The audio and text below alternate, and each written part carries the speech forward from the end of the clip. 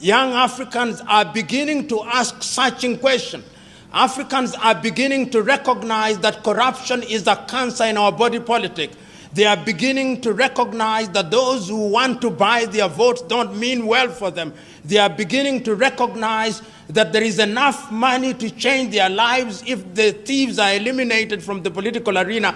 They are beginning to realize that commercialization of politics is a threat to democracy. They are beginning to rise up. And I think that those who have not smelled the coffee will be surprised. Welcome guys to another episode of the WSXN podcast, where our United Africa is an undisputed Africa. As well, if you like my videos, just tell a friend, like, comment, share, subscribe. It helps the channel to grow and for the video to go out to the masses as well, so we can educate more people, decolonize minds still. So, this, as I showed in the preview, what Lumumba stands for and what he's preaching and why he's so feared by corrupt presidents and puppet presidents. This is one of the reasons why I think the Ghanaian government had stopped the convention, because the level of open-mindedness and decolonizing in the mind that Mr. PLO Lumumba brings, it's making the younger generation stand up and vote correctly without being bribed or paid off to vote. Now, that's why you see we have changes in Mali, in Burkina Faso, in Niger.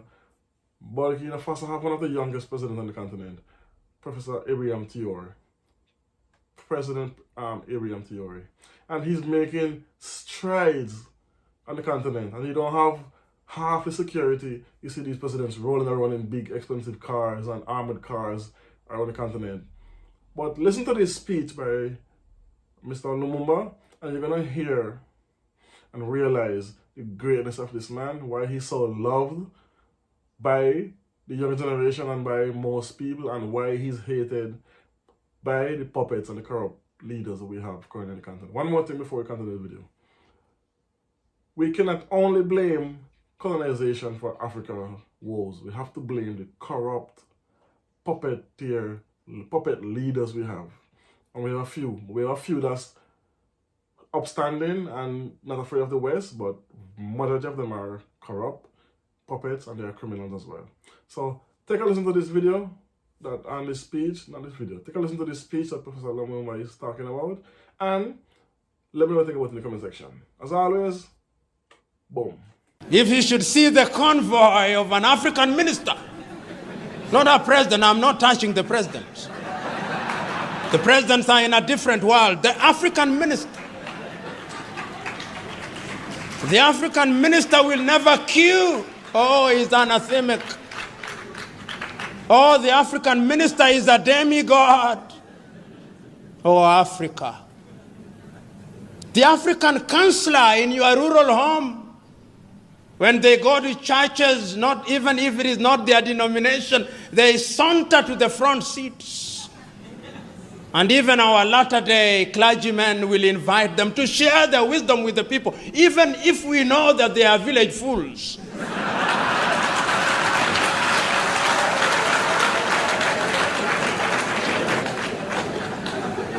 If there is anything that we must learn from Western Europe, is that they have gone through enough problems and they are capable of organizing their affairs, and they have demystified political leadership. We must demystify political leadership going forward. And once we do that, and I think we can do it because I can now begin to see something happening in Africa, young Africans are beginning to ask searching questions. Africans are beginning to recognize that corruption is a cancer in our body politic. They are beginning to recognize that those who want to buy their votes don't mean well for them. They are beginning to recognize that there is enough money to change their lives if the thieves are eliminated from the political arena. They are beginning to realize that commercialization of politics is a threat to democracy. They are beginning to rise up. And I think that those who have not smelled the coffee will be surprised. They will be surprised when the ground moves from under their feet. They'll be surprised when Africa begins to elect individuals who can demonstrate that they have ideas, because the politics of the 21st century is the politics of ideas and about competition of ideas. And therefore, when one is appointed into any public office because of the demands of the electorate, and this relationship between the African member of parliament or the African president and the electorate is a symbiotic relationship. It is symbiotic in a very perverse manner. And I suspect I'm misusing the word symbiotic, but I'll use it or misuse it nevertheless, to the extent that it explains my point. What happens is that it appears that the electorate has allowed the so-called leader, because many of them are misleaders, to remain in their positions of power and to acquire as much as they can, on the understanding that periodically their loot will be shared with them. It is some kind of Robin Hoodism of a latter-day kind. And this Robin Hood kind of politics is a little bit different, at least from my understanding. Robin Hood robbed the rich in order to share with the poor. But our latter-day African Robin Hoods are in the business of robbing from the poor in order to give a pittance to the very poor. And this is what we are talking about today when we talk about commercialization.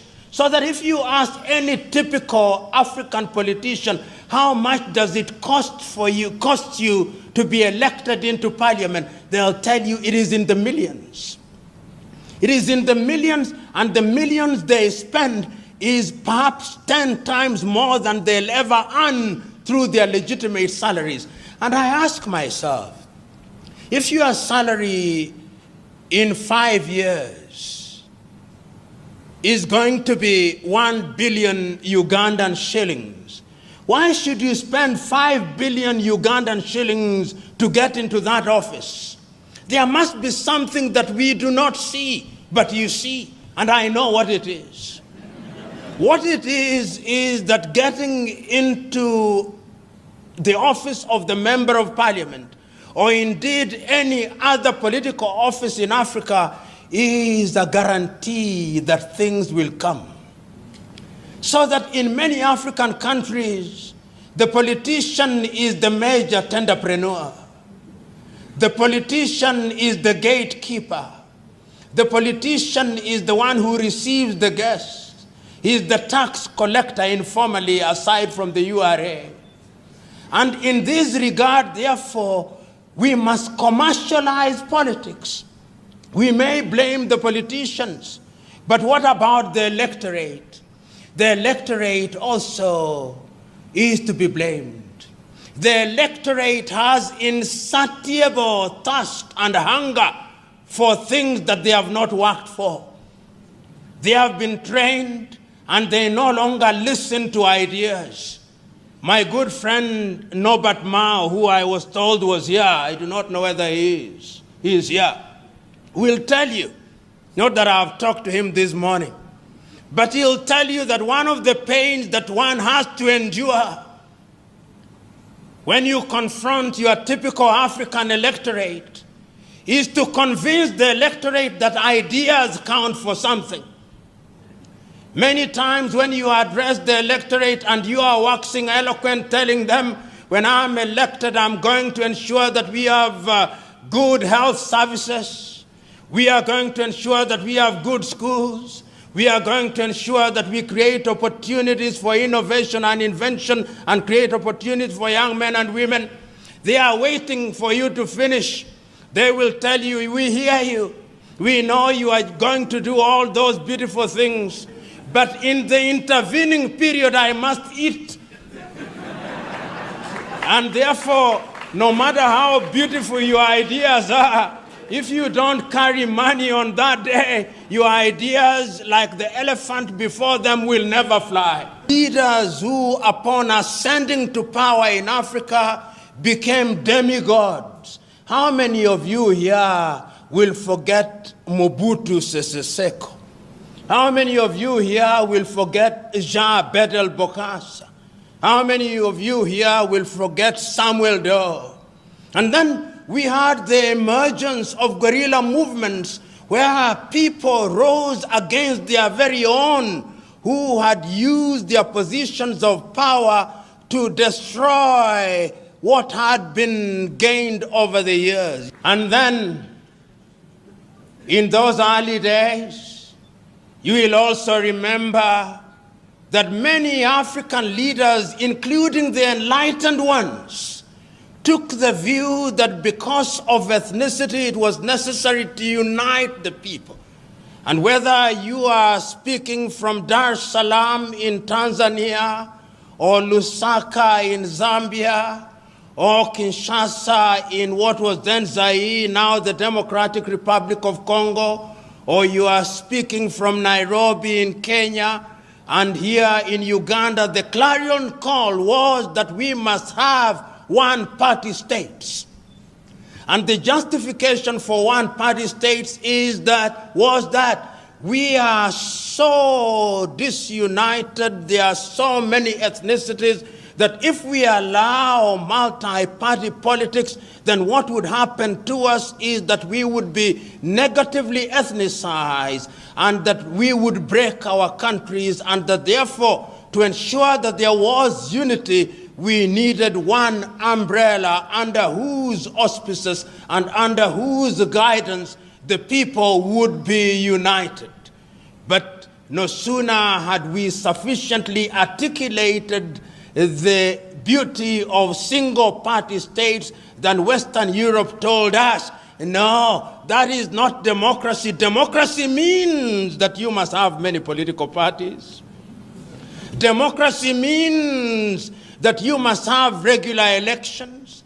Democracy means that you must have the civil society, so that our brand of democracy as we embrace it today, I dare say without fear of contradiction, was not conceived in Africa. It was conceived for us in Paris. It was conceived for us in Madrid. It was conceived for us in London. It was conceived for us in Washington. And we have swallowed it line, hook, and sinker. Africa does not tell our own story. Africa does not design what is in our best interest. Africa still waits to be told what is good and right. And I dare say that that is why Africa does not realize our potential. But yet it is also important to point out that the African and African countries are more resilient than the European states. You know, if you allow me latitude as a guest must be allowed, permit me to say this.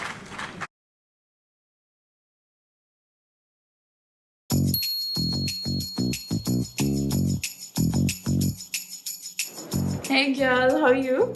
Yeah, The ethnicity that we keep on talking about, African countries are just slightly over 60 years since they regained their independence. Take Nigeria, for example, with over 500 ethnic groups created within an artificial boundary. They have had their problems, they have had their hiccups, but the nation is still alive and well. The difficulties notwithstanding. Take Uganda, for example. You've had your difficulties, you've had your trials and tribulations, but the nation is still alive and well.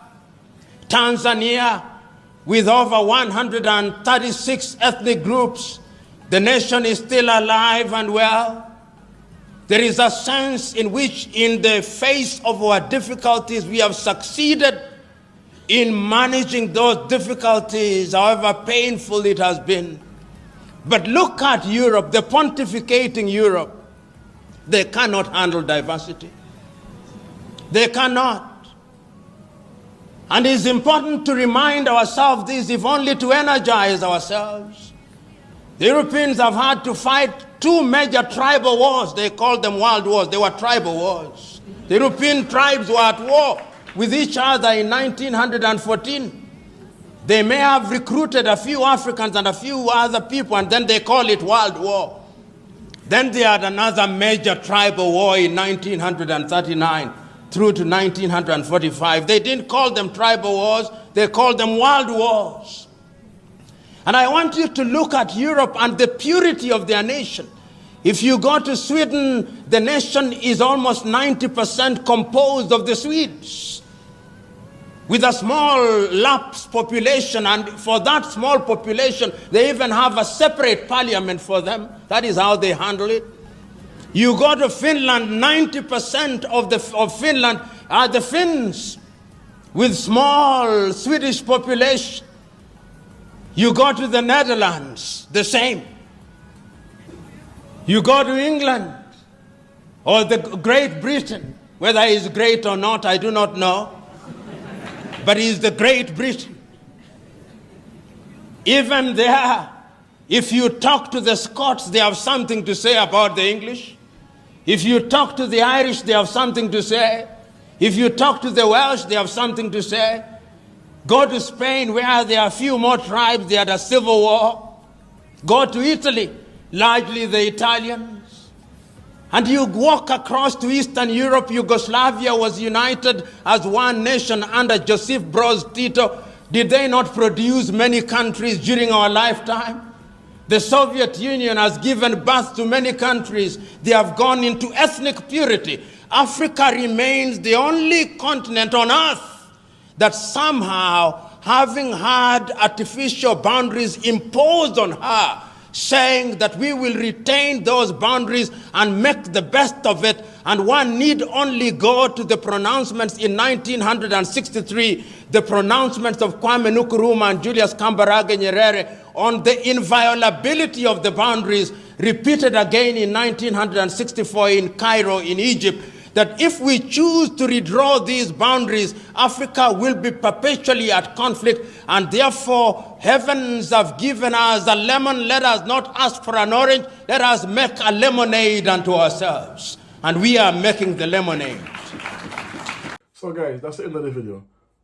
Do you agree with me that was a very brilliant speech?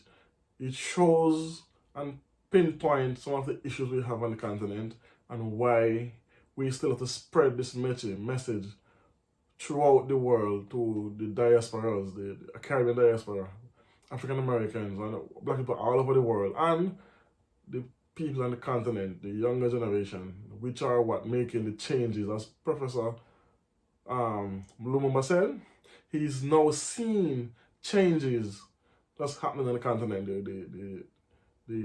It's no longer more of the same. He's actually having changes. So that's a plus, and this is why I like channels like mine and other channels that does the same kind of work. This is one of the reasons why it's so good, too. We can spread the word even more to the masses globally, on a global scale. So thanks for watching. As always, tell a friend, like, comment, share, subscribe. Boom.